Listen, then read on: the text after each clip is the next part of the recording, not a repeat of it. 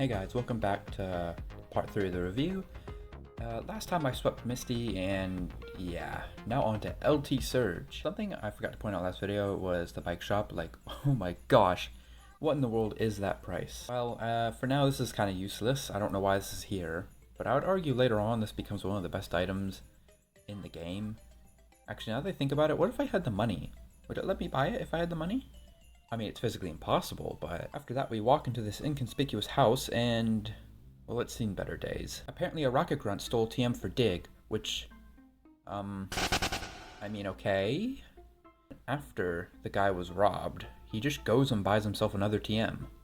Also, this is another example of the weird map design. While not a one-way trip like the last route, you must go through this guy's house to progress, which means if a rocket grunt never dug a hole through this wall, you'd be trapped here. I'm starting to notice this is the game first, lore second, which I don't know how to feel about, because the newer games are very much lore first, game second. On to the next route. It's a line? I know there was something off to the side, but it's just a place to grind XP without battling, which is strange. I like the idea, but in action it's a bit odd. I think the idea was to leave them on here and forget about it for most of the game, come back, and then see it's around the level of your team, but like, who's doing that? I know I said the grind can be bad, but at least the grind has you doing something. But anyways, now we're on to the next route, and it's another line. Well, I guess this isn't really a route, it's a tunnel. But these are just two straight lines without anything happening on them. Also, the guy at the gate won't let you through because he's thirsty, but like, why? What sense does that make? I mean, I guess gameplay-wise it makes sense later, which yes, is very cool. They could have at least made the tunnel more interesting. Now on to the real next route. Oh look! Trapped in Wrap. Just another Gen 1 quirk. Let's just ignore it and move on. So the next trainer fight I lose. Well, this is rather embarrassing, but I had a bad team comp. Like, why is Paris here? Now, I do this crazy thing called fighting trainers on purpose. Yes, truly crazy stuff going on here. I almost got my ass kicked again! Sorry for dissing you, bug trainers. I won't do it again, I swear. Like, oh my gosh, I didn't even know Butterfree could learn confusion. Why is it no confusion? In the next town, I go on aboard the SS Anne, a cruise ship that is lore first, game second? All the trainers here besides Red are optional. And yes, they guard mostly fairly good items. Once you walk off the SS Anne, it also takes off. Which, by the way, why don't we ride this thing to wherever it's going? I honestly think this game is at its best when it's mixing forced battles with ones you can avoid by sneaking around. Like, I'm actually starting to have fun. Wow! Who would have thought Red and Blue also had slow start? I'm sorry. The captain gives us HM cut. Now, HMs are called hidden moves. Why are they hidden? I don't know. But when you put them on a Pokemon, you can't take it off, which is a really dumb limitation, but I guess they don't break. That's still a really dumb limitation. Anyways, it kind of opens up some more areas, I guess. Wait, why am I going back to the other town? A lot of big things happening this episode. I bought potions! I ended up going to the next route for a bit since I wanted to get a Spearow to trade for a Farfetch'd. Why do I feel like I'm forgetting something? It's probably nothing.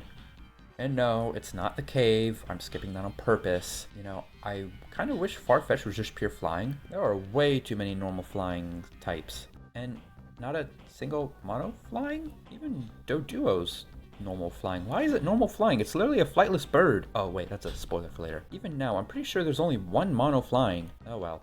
I get my trade done and head to the gym. And... oh, what is this gym puzzle? This is just a guessing game, genuinely. Who thought that this was a good idea? I lost my first fight with the big LT, but that's whatever. I swept him in the next attempt. He was fairly easy. I wasn't expecting him to be that easy. Apparently he fought in a war. This never comes up again, by the way. To be honest, this town or city has been the most interesting so far. I mean, like, it had the SS Anne. It gave me a fishing rod. It's got a cave. But anyway, something I think this game does right is the monster designs. Well, yes, they have been basic animals so far. Stuff like Wigglytuff and Wartortle are really interesting. Like Wigglytuff being some weird moon bunny thing, and Wartortle looking like Wartortle. I think the reason some designs are so basic is to lure people in. Since a big issue I personally have with other creature catchers is that disconnect in design. Like, a lot of them tend to be too much on the monster side rather than the animal side, which clearly Pokemon is trying to be more animal than monster. Pikachu itself might be the perfect example. It's clearly some sort of rodent, but it's just monstrous enough to not be any rodent. For example, the electric tail. Is it a bit on the nose? Yes. Also, by the way, have you seen the new design for it in Winds and Waves? It is so ugly. How did they make Pikachu look more unappealing? They've like stripped him of all personality. Like, why? They rounded out everything and gave him a bulbous head. Anyways, I fight some trying to train up that Drowsy I caught before. Also, I went through Diglett's tunnel and somehow caught a Dugtrio. Okay. I didn't know I could. Also, I must have been pulling out of my ass or something because apparently you can go back to that cave from before. Owl, if you want Nidoking or Clefairy, there's even an extra moonstone there for you. If you're wondering why I went this way, that's because there's a sleeping Snorlax blocking the way forward from the other town.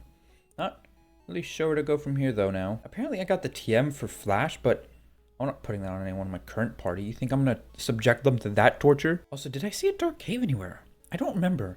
I remember someone mentioning there being a dark cave, but I don't ever remember seeing one. I guess I'll end the video here then. Sorry it took so long and is really short. I'm pretty busy with other stuff like, you know, making that game and whatnot. This is just a hobby. I am not making a dime off of this. And I want to say I would like to keep that way. I mean, I wouldn't mind this being my job, but with my current stance, will not be few and far between. Expect them to be pretty sporadic and random, because I do mostly just do this when I feel like it. So, yeah. I hope you guys enjoyed it. Like, comment, and subscribe, and goodbye.